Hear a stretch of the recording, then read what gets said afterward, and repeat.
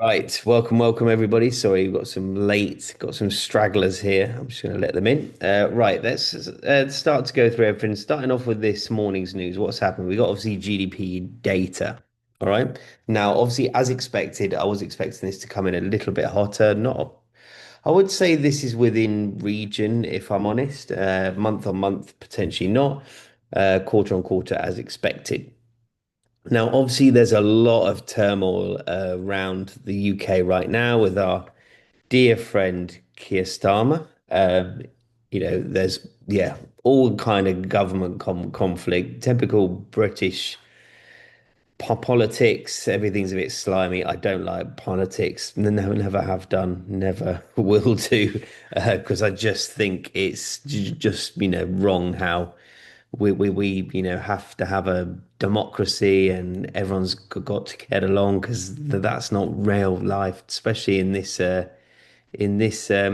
kind of era, where everyone only really cares about their job, as opposed to actually wanting their country to do well. So yeah, we'll wait and see. But I don't see what you've always got to look at whenever you are looking into anything, all right, trading anything, right, don't think about it as GBP against USD, blah, blah, blah, third touch, head and shoulders, whatever. Think about it. Is the pounds economy, which we should in, majority of you guys are in the UK. So you have got a really good feeling of how the UK is doing. All right. That is, an advantage that we have. All right. And then you got, is it doing better than the dollar? Now, you could argue probably not. All right. If this GDP data hadn't come in and caused this, short-term spike, would pound be trending a lot, lower? And the answer is probably yes. So I'm pretty happy with what's obviously been happening here. I'm pretty happy with where we are here. So yeah, I've got, no kind of qualms into this one. We obviously allowed for a spike into the zone. That has happened. It's rejected nicely, and hopefully we'll get a nice continuation to the downside. Have we got any news coming up a bit later on? We've got some retail sales for the US dollar. Now, obviously, with inflation higher, would you expect retail sales? Would you expect everyone to be spending as much? Probably not. If it's anything like the UKK, I think, living costs across the board have gone up, so everyone's spending a little bit less. There's a bit of a fear of obviously traveling. Not that obviously I have it, but obviously there's a little bit of a fear of traveling, and certain sectors tend to get hit. We've also got jobs data, so this will be an interesting one. Jobless claims, because we had kind of mixed data from the um, the US in regards to non-farm payroll. So let's wait and see. I do think we've got a bit of an interesting afternoon. Now, what is propping everything up right now? And I know I speak about it, a lot, but yields are propping everything up, right? If we look at like long term, right, daily time frame, we're up at the highs at the end of March. We're also up at the highs of July last year. All right, so yields are trending to the upside. Now, they're not trending to the upside for good reasons. All right, they're trending to the upside because of high inflation, you know, um, escalation. Oil brings a big, factor into this. We obviously almost need to treat the oil market as important at the moment as we do the yields market. If oil's high, yields are high, that's going to keep the dollar inflated. Now, equities are performing well, but obviously not as well as, for example, yields are, but they're all ticking up higher. Why? Because the dollar is, staying inflated. All right. This 98, seems to be holding, nicely. We obviously said yesterday there's a higher probability of 98,500 being hit than there was 98. I actually believe that this will hold. I don't think there is enough to push the dollar below this. I could be wrong, but I'm expecting dollar to kind of range in this kind of area here, so let's wait and see what happens. I think, this war's been even an interesting one for me, and obviously you've always got to take, different scenarios and, make sure that you remember how they play out. I haven't had something like this play out before where I've really been, into macros and obviously looking at it, in regards to, any kind of previous war escalation like Russia, Ukraine, anything, gold will fly. All right. Now gold should be flying. It should be back up at these all-time highs.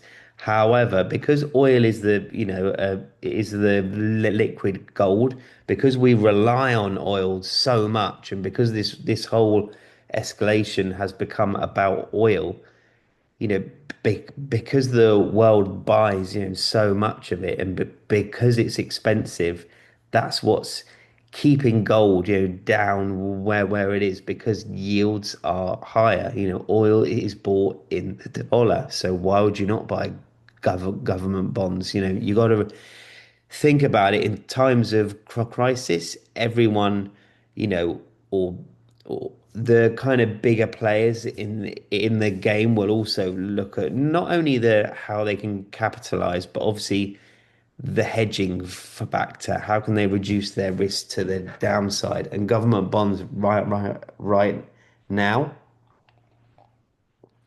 are the way to go.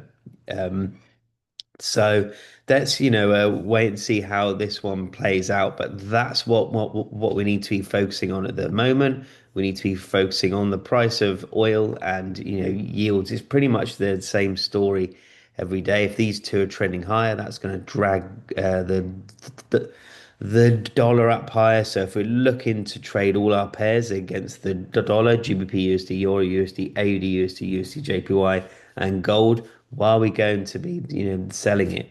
All right. This is a very, very hard market for a technical trader. I'm not saying that all markets are. There's lots of markets where it's easier just to trade technicals, but right now you need to understand the fundamentals and the macros around the market. You have lots of people right now potentially not really understanding it, looking at the dollar. Yeah, and this was probably me even when I was profitable probably 5 years ago, 6 years ago, it would have taken me to this kind of I would be looking at this thinking, right, you know what, dollar's pumped up here.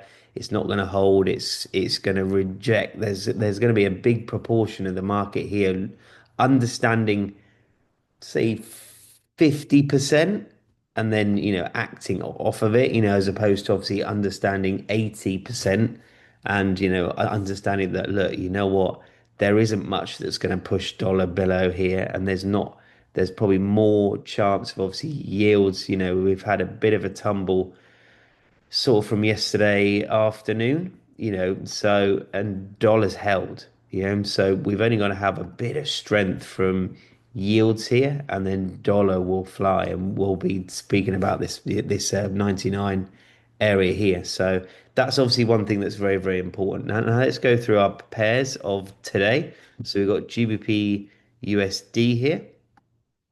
All right, pretty happy. Nice rejection here. So, not obviously not too unhappy with that one there. I'm pretty sure we might have had two triggers if we look at the entries. We might have only had one, I don't know. 3532. 3532, yeah. So no, not quite, but yeah, still happy. We're obviously pumping to the downside, which is obviously what we've wanted from this smaller position here. But as you can see, the zone that was marked out here because there is a lot of liquidity here. There's a lot of orders. All right, so we're expecting that rejection from anywhere in this area, and that's exactly what we're getting here. Euro, we weren't quite lucky enough. It did this to us yesterday, but I couldn't really take it much lower. I didn't want to take it much lower than these wicks here. You can see that there's a lot of liquidity, change of price, round here. So I wanted price to drag up here. That's not quite happened. And USDJPY was my other one here. Obviously already seen this, spike late on in Asia. Was just hoping for a nice tap into this and then a continuation. Gold is very, very hard to trade at the, moment. I had a chat with a few sort of technical scalpers, I'd call them, yesterday, and everyone's, struggling. So although we've been doing pretty well, it's because this is a macro market right now, not a technicals market. It's very, very hard. So, and then Aussie, because we're, staying out of gold, I wanted to, stay out of Aussie here. I do think Aussie is kind of ranging, so I'm not that interested in taking this much, higher or, lower. So yeah, I did before I look at the chat, I had a question here from Joe. How do you think US-China summit will affect the markets this week? We've got to kind of look into who's speaking and where. I think Trump's tweets have not fallen, sort of, silent, but they've not really been having as much of an impact as what they used to. So we obviously got Vice Chair Barr speaking. That'll be interesting, but we want a speech by Trump, really. So I'm not sure much is going to change. The US meeting China's not going to, kind of keep them, yeah, solve this war because all it's going to do is try and help reduce the help from China that Iran potentially might be getting. Um, so yeah. What's the last question? With everything you explained about interest rates, yields, and dollar being dragged up, where do you predict the dollar will rise to this month? That is an impossible question because we obviously don't know. There's so many factors at the moment. I do feel all you can go by is obviously day by day, week by week. I would expect dollar to be anywhere in this top half here of this, zone if obviously pricing continues to go the way it is. That is what I would expect. Let's just have another quick look through. There's a voice note there. I can't see. What effect might the Starmer situation have on GBP USD? Yep, good question. That's from David. Yeah, I think that it's just obviously going to make everyone a bit unsure. It isn't going to hurt anything crazy. It's just going to create a bit of indecision in the markets. Milan, do you weigh your edge entries higher than mid or deep, or do you risk the same amount? So how I trade is obviously I'm pretty happy entering the same. I don't tend to risk very much at all. In comparison with the account size. But obviously I would always look at the overall risk. So if you wanted to enter three trades here, you've got to imagine there's 25 pips there, there is 32 pips there, and then there's 40 pips there.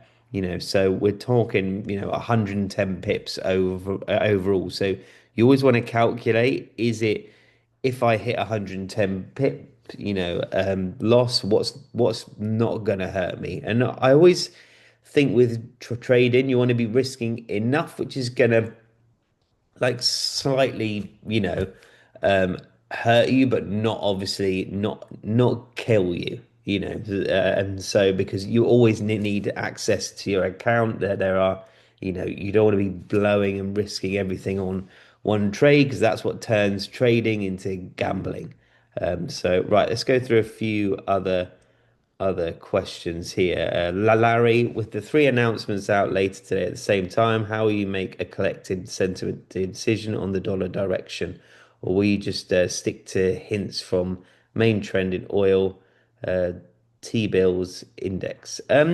So what I tend to do, and I'll describe how I how I trade the afternoons because it tends to be a bit more, a bit more. And I do this draw, and everyone's probably had enough of it because it's awful.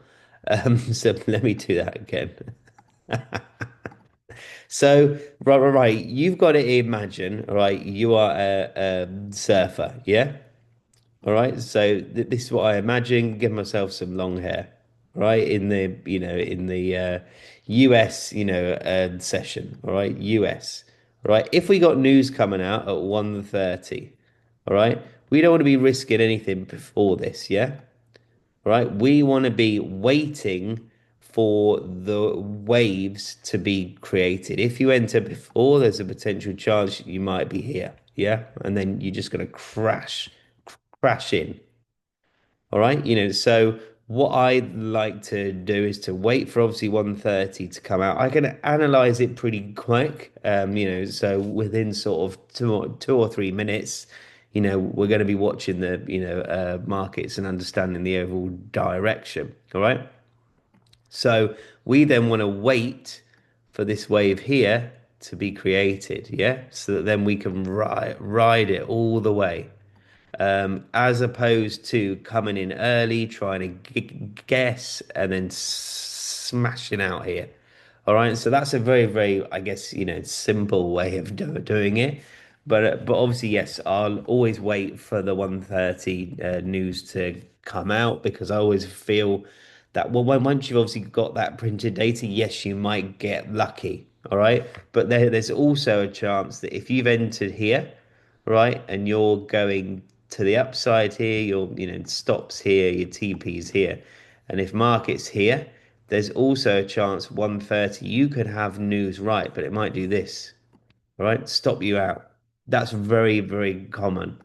Or what lots of guys do, if you've got your kind of if markets are here, what they'll try and do is they'll try and sell from here and buy from here.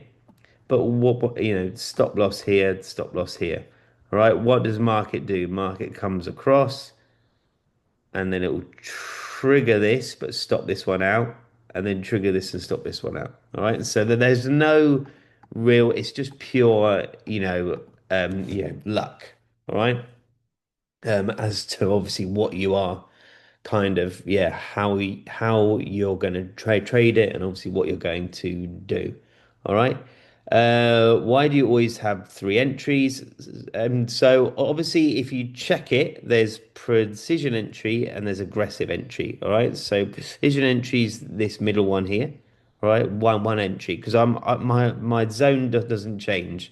But I do like to be a bit more aggressive. Obviously, I can handle it on the account that I have. It's not me over risking. I've got like I think max drawdown I've ever had on the account's about 4.5%. So I'm not obviously over risking here. So that's obviously what I like to do.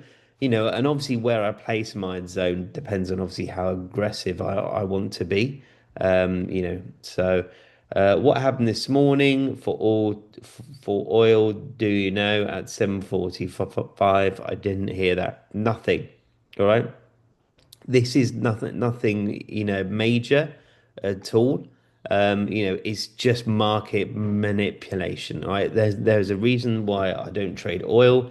It is, so manipulated because if you imagine, companies, or countries hold,